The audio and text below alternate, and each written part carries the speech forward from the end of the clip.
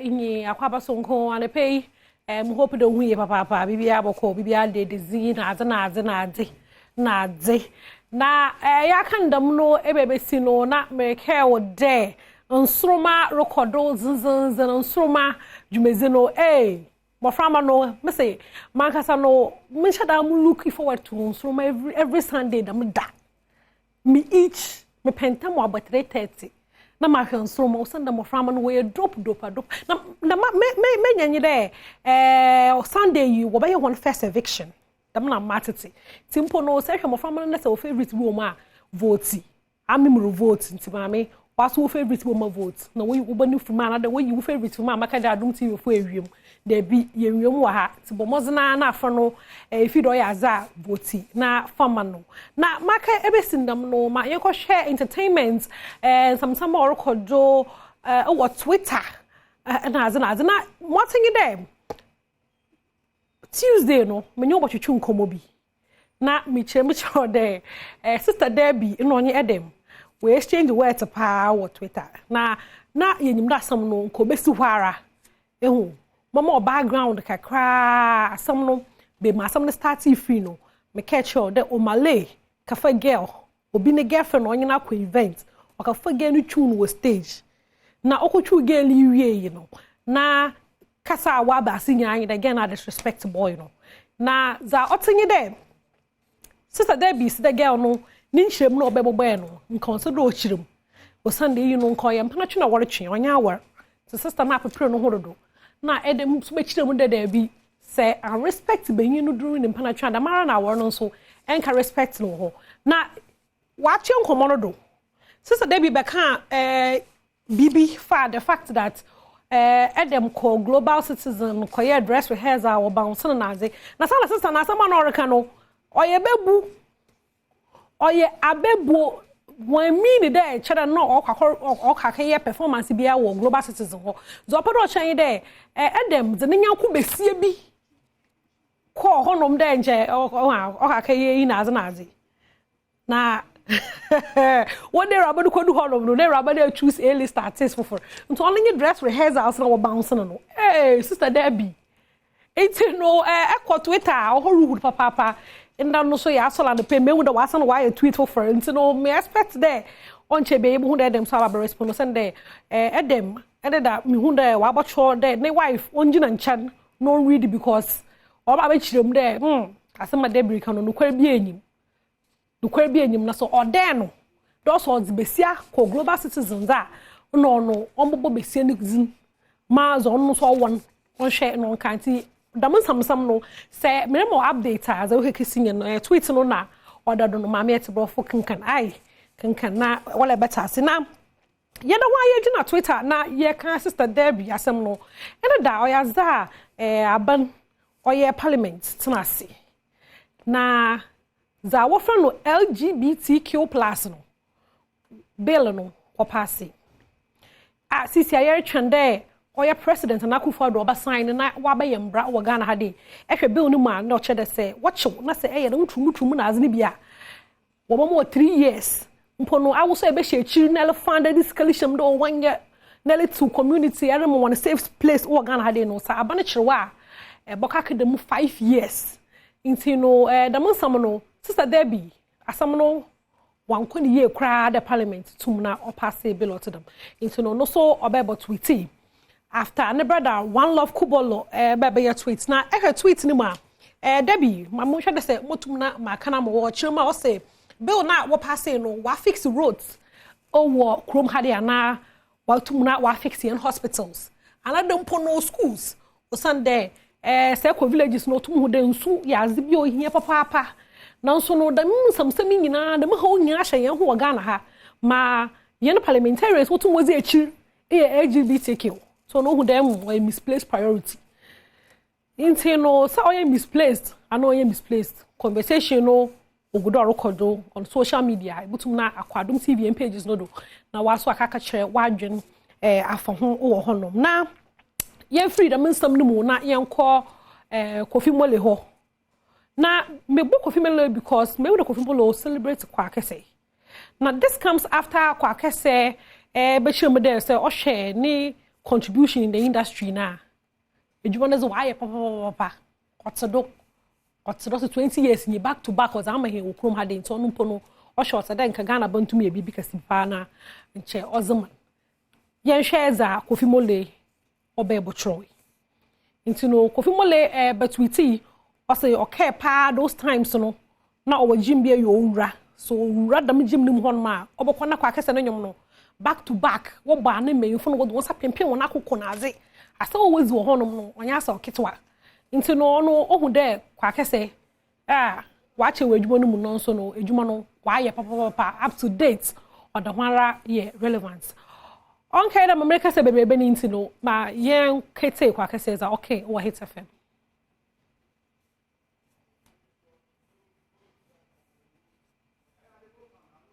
With me, go. Yo. Now, why? I see. That grassroots video, you did a count Top there. Yeah. Why? What were you looking for? One show I will use we say we did top pass them. I did see the things what they do for the things for the top, and they see what they do for the down there. Man, so how did we get to our what have they done? Too many fake prophecies, fake prophets, and fake prophecies around. I decided to address that. You know, it's causing a lot of problem in society. Yeah. And you have to address it. You know. So, you have always spoken your mind. Yeah. I mean, you don't care who you're going to talk to, as long as you know you're making the impact and you are telling the people what you're supposed to tell them. You just go ahead and say. Sometimes don't you get worried that people think that Kwakese is just being too Kwakese? I have to be too Kwakese for, you know, because that's my brand. You know, I'm outspoken and I speak truth. You know, people don't like truth. Truth hurts more than the lies. Yeah. So once they are getting hurt, then it means I'm speaking the truth. And I always want to bring out the truth, so I keep hitting the truth out. You know. Is it your personal life? Are you like that in real life too? Yeah, that's me. Everything you see, everything. This is you. You know, yeah. There's no exceptions. This is me. What you see is what you get. Yeah? Yeah. Have you lost friends because of the truth? Yeah. Like you have to tell them? Yeah. I've lost friends. I've gained friends too. You know, yeah. I lost a big friend one time, but now he realized that I was telling the truth, and now he likes the truth. He's embracing the truth. Which friend is that? Nti no kwa okese enyen no na o new song awoyo sofo minima de sai atenyum na ye hwede ye betumi yete yenyum no kakra na lyrics te mostma ni tunes akra te no unique pa and why are they for 20 years wow ziggy na me in share papa edwuma zenere omo ahonze na tumuna ye edwuma no kwachi because I papa kwa kase and pay me salute na mayefi honom na ye nkozi compu Ghana ho komo maka che the wiki oyaza wo ye promo wo honom nti no say wo ye promo za wo air condition bi na pede to da na ente no da mu kuka bi na pede to na ente TV set fridges dam electronics na as na wo da to na ente ni nyina no wiki ma me bobo ho wiki so de wo twitwa ka na ze for wonu afo hwe compu Ghana because on a promotion record what to do cry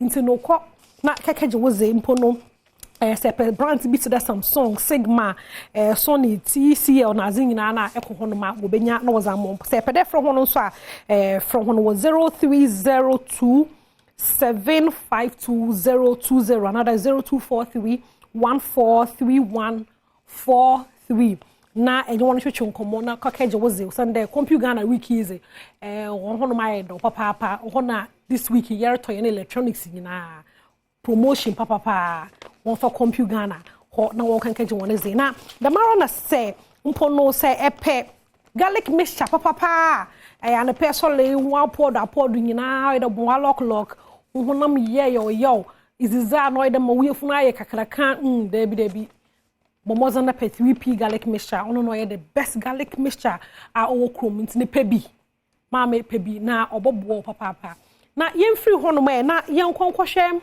oye keke kabobo oye Tuesday no be catch the at does order no oye zan kakra na nchemu nyina yin de oso liver yarba na papa na asesa yarba ya yaw say onya wa another mpefo sra say onto wada e bodwendo ye simba to onye easy cry nti no yaza busuafo wo hwehwe help ezama no sande mpo no da me yarba no da me kid ni liver no ekrom ha de si nya pa na singite ska there be oyezan nti ye hwembo azama no na before that no me can show do yaza ye nya nti den da no oye mampanyi dadaw John Dramani Mahama call ho no okoso tene kakra but ye hiamo nti no ehwe information ya odadua na nyimpa no orechirem de mobile money number no ono wase kenkana ebuhu ho no kitwa bie nsa mpo no wonyu obi mpo mo no kwa abrochira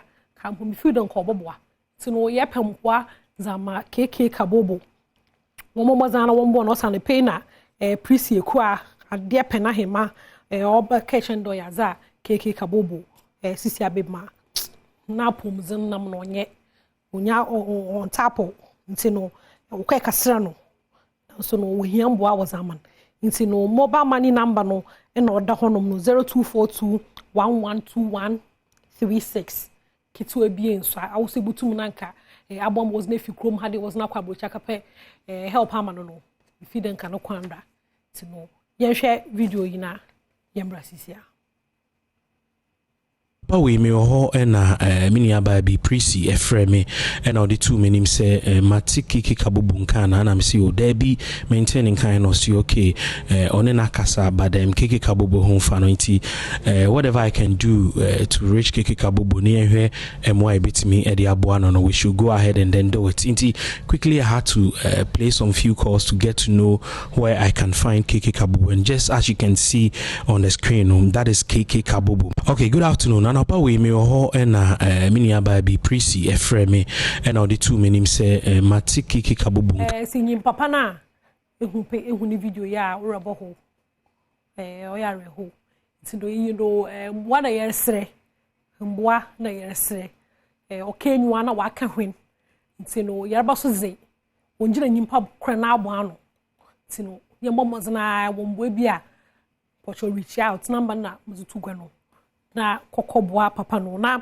tena me ke no very ma ke chiri ajeman dem hunde wa ba botro at honom dem pono after wo be ka de papa ni nya hom ka no his excellency John Dramani Mahama ko honom wa ka support ne kakra na so tena me ke no mbo no ye da ho ahia bi ntino se ibutu ma aboa ko na kokaboa na mzdem nsam ne besi ha de na yewura Nigeria kuro no mu yamba se nko Nigeria na se yewura honom za no nyum to ni Moses Bliss wa bafa yen Ghanaian sister no za bafa yen Ghanaian sisters na up to na Nigeria for no wodwum ha 1000 because nanka wo hope pardon ko war Nigerian so abrante ba no so ho still man was no there be Ghanaian women are the best into no bafa Ghanaian marry what to hin papa into no me ka say ye hu pictures na videos ka on social media legally no me ka say wow na yenya nti da wedding no so a weekend okay e be pu ho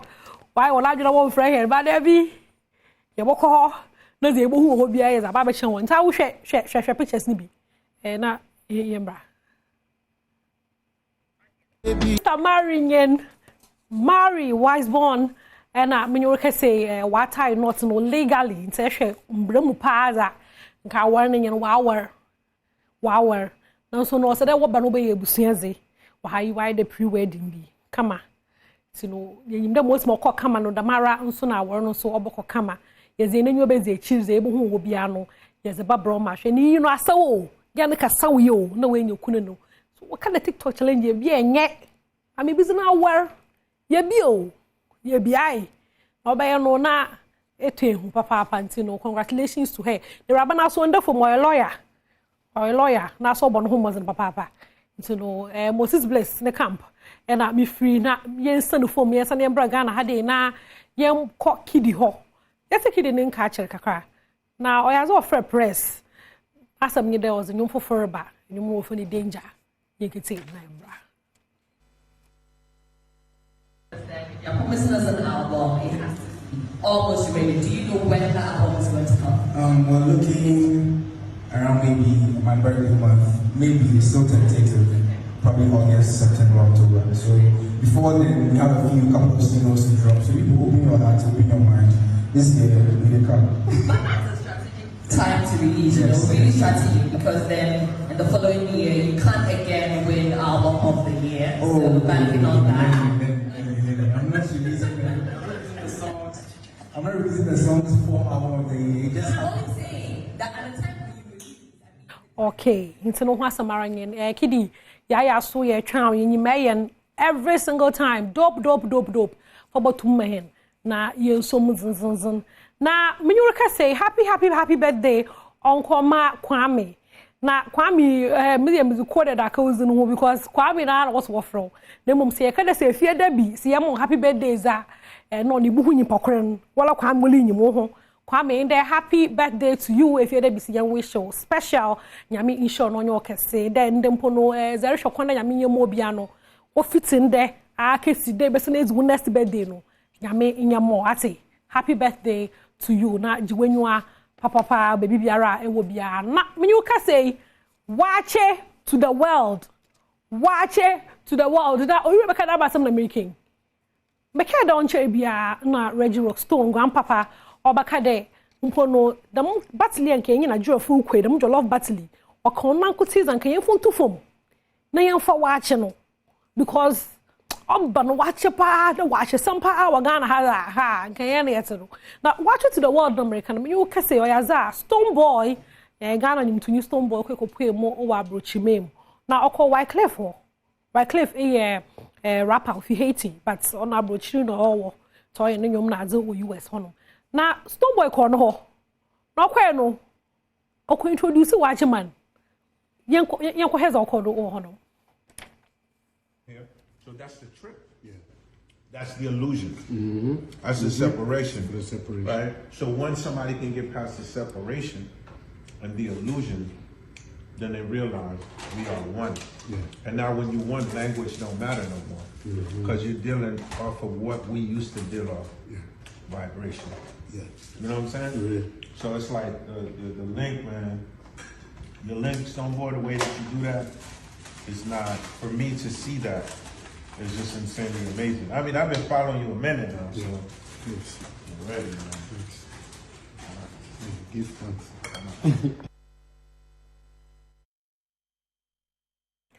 Into papa no where's watching on dance. Where's watching on dance or chima watching or you come up papa and me free ha makaka jemaze. Yeah, you when watching in jail, especially when some fetchy here maybe watch it abrochira maso modu watching ho inteno meza Ahosepe no mezi besi haizi no ya da fancy do mamanda on mo so masen ma mezi yibro ase Thomas in the Festus baby elephant which na camera na chi wa hade ya no bagawa ya bibia dezi o wa hade da mara na mu producer ko hwe nsambram de menje menkaze o ya ama abilonzi na Kelvin temu ho Thomas teyechi da mara dache hene only leaders nzonzan wo be Kofi Ampedu oversee ni nyinaza na osmosis be sound ama mo Florence echumenyim na mdesido de aha na mzibesi nyame adoma ye besana ye hia CCRZ macro